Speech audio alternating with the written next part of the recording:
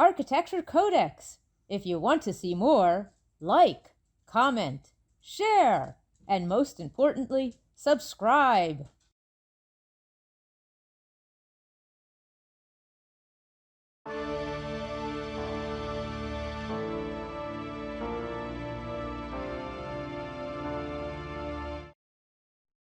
Indiana author Booth Tarkington wrote the novel The Magnificent Ambersims about the American automobile and how it changed the American landscape. This mechanical mobility contributed to the decline of the small downtowns with its quaint family-owned shops and apartments above, and large palatial townhouses suddenly became boarding houses or funeral homes or were simply demolished. This decline was metaphorically represented by the decline of the titular family, the Ambersims. Both Tarkington's 1918 novel and Orson Welles' 1942 movie adaptation did not predict the coming of the shopping mall in the 1970s and 80s. These large buildings turned huge tracts of arable land into seas of asphalt, with covered, mechanically air-conditioned marketplaces anchored by multiple department stores. They buried what was left of the downtowns. In the late 1990s, Carmel, Indiana Mayor Jim Brainerd wanted a new city center to counter the strip and enclosed malls that diluted Carmel's identity and culture. The urban plan was devised by the Pedcor Group, who was also the developer and owned many of the parcels and buildings. The site also contained city-owned parcels and other privately owned lots. And the heart and soul of the Carmel City Center is the Palladium by David M. Schwarz Architects, which opened in 2010. As part of the planning, the mayor wanted to go with traditional architecture, and therefore engaging David M. Schwarz was a natural. Schwarz's portfolio includes the Smith Center for the Performing Arts in Las Vegas, the National Cowgirl Museum and Hall of Fame in Fort Worth, and the Schirmerhorn Symphony Center, and the Schirmerhorn Symphony Center in Nashville. Traditional architecture is one branch of what we used to call postmodern architecture, which I covered heavily in Architecture Codex video number 45 on the Pompidou Center in Paris. Postmodern, architecturally, is a broad term about any architecture after modern cerebral use of geometry and non-materiality. One direction went personal and iconoclastic, with architects looking into themselves for an identity brand. Traditional architects, particularly coming from the Yale School with Charlie Moore and Thomas Beebe, looked deeper into history than even Robert Venturi. Like the revivalist architects of the 19th century, such as H. Richardson or McKim, Mead, and White, they employ traditional form and decorative motifs which they consider timeless. They innovate, but within the boundaries of history. Named for the Italian Renaissance architect Andrea Palladio of Vicenza, or was it named for the London Palladium in England? Then there's the New York Palladium. Whatever. The Palladium at the Center for the Performing Arts has been compared by the design press to being very similar to Andrea Palladio's Villa Capra, aka Villa Rotunda. But not really. I designated Villa Capra as a perfect building in Architecture Codex video number 48. Villa Capra more or less duplicated the Pantheon front on 4 sides and set up strict symmetry on 2 axes, with replicated golden section rectangles in plan and elevation. Palladio was inspired by the Pantheon, which only emphasizes the metaphor that architecturally and otherwise all roads lead to Rome. The Carmel Palladium is on a much grander scale and much more complex than Villa Capra. The Palladium uses the language of Villa Capra, but it is not bound by a simple word-for-word translation. And some of the detailing, like the column capitals, are not literally or classically historic. It does, however, have a skylight oculus lifted from the Pantheon, which was not a feature of Villa Capra. Still, from a distance or up close, you can hear Andrea Palladio's lyrical Italian voice, and that voice is singing. You can almost read the facades of the building like you do sheet music. Dentals and brackets along the frieze are like these softer background notes in a melody from the strings, given harmony by the rhythm of the windows as if they were the woodwind section. And the bolder pounding strokes of the columns are like timpani in a concerto. And this is beautiful music to Michael Feinstein, the famous performer who is also the founder of the Great American Songbook Foundation based in Carmel, Indiana. Feinstein has great admiration for the building, both its style and also for its acoustics. Louis Kahn once said that in a theater, the performance area and the audience are part of the same violin, and the building around it is simply the violin case.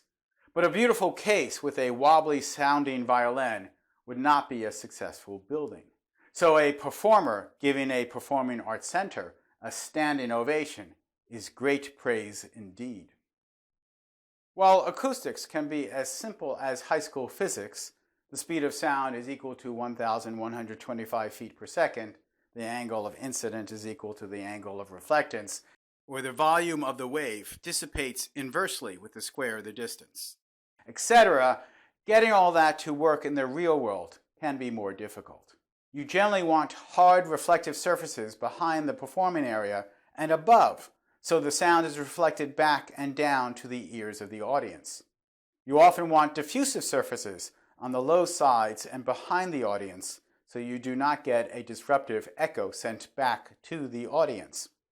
Older, larger concert halls, like Carnegie Hall, had eggshell-like ceiling shapes with special acoustic-grade plasters to focus the sound waves back to the audience. Musical theaters with high lofts for drops and sets had to fight the sound lost overhead, and that is why soloists would often sing in front of the proscenium arch. Concert halls, though, have greater control over the space, above and behind the performers.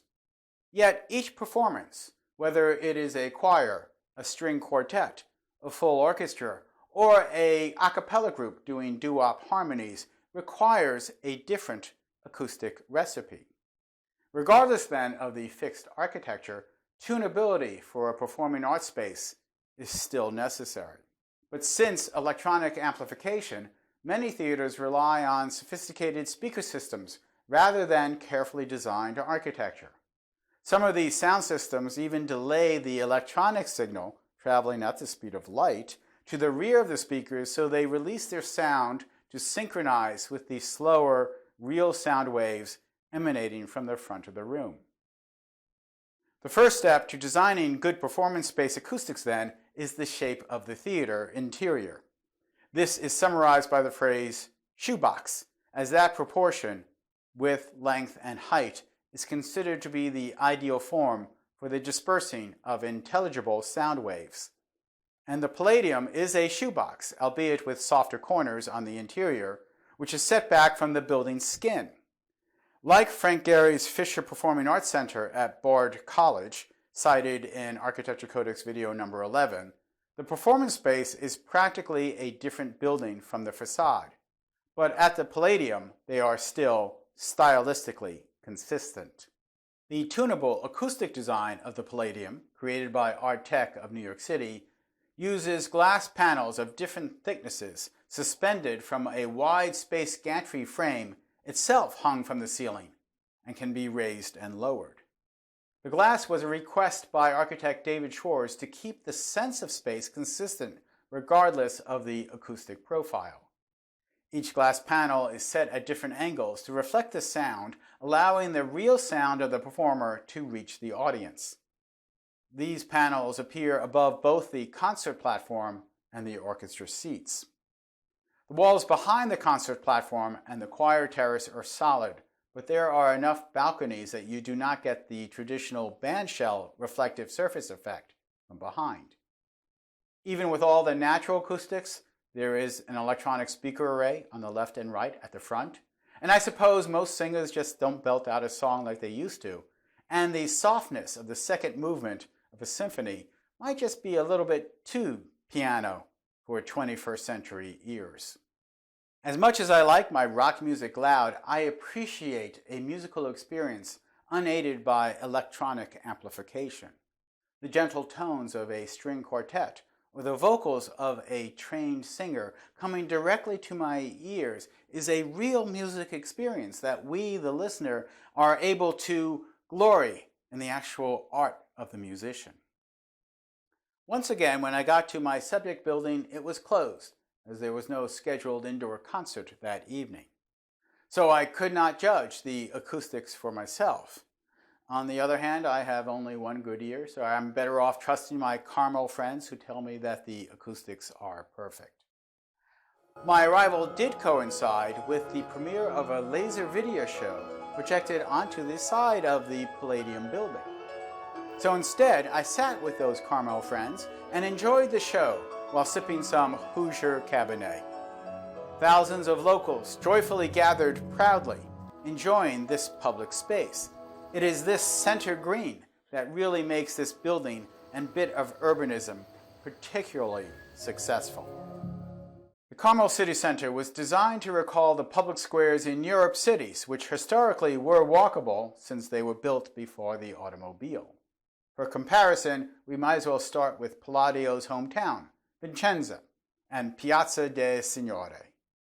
Originally a Roman market, it continued to be the center of town for thousands of years. Here are the most important buildings of the city: the Church of San Vincenzo, the civic administration with its tower, and the Basilica Palladiana. This building, along with other Palladio designs, dominates the piazza, and thankfully no one has wanted to update the square since. But we see here how a large open square emerging from a dense cityscape allows the population to breathe, to be outside in the weather, to gather in small and large groups, and to be a people attached to a place they can call home. The design of the Carmel City Center applied these lessons well. The city center was placed on what appears to have been empty lots in the 1990s. With a strong east-west axis, the land intersected with the north-south Manon Greenway, a 5-mile path created on an old railroad right-of-way. City Hall is a short walk along the Greenway just south, so walkability was there from the start. PEDCOR created a square by surrounding the space with buildings. The western portion is a reflecting pool, the eastern portion a green. Both are broken down in scale with paving and plantings and streetscape props, avoiding the stark, hard modernist squares of the previous century. Surrounding the place are retail, restaurants, a hotel, office, and housing. And even Booth Tarkington gets a theater named for him just opposite the Palladium. All the buildings are low-rise, and there is no singular style of architecture, although most of them exude some sort of traditional motif. This affectation gives the place instant history. But there is a point when faking a style becomes the style itself, when it is done well and the pretense is acceptable. For example, Palladio's Basilica Palladiana in Vicenza was blatantly pretending it was an ancient Roman basilica, and yet it is so well executed that time has granted it greater prestige than being a mere imitation. The surrounding housing development remains low scale with various degrees of articulation, earthy materials, and human proportions. They too are nicely executed, and their variety keeps the area from becoming monotonous. And when you enter the city center, you get the feeling of the wide expanse of the Indiana Plains have just opened before you. The city center hosts outdoor concerts, an Oktoberfest, the farmers market, a Kris Kringle market, and more, vitalizing the urban experience. The overall design of the buildings around the square work because they are all willing to be subordinate to the Palladium. But I can't help but wonder what it would have been like if the architects had gone full Vicenza and had duplicated Palladio's Basilica on the opposite side of the square. I'm Michael Molinelli, and this is Architecture Codex.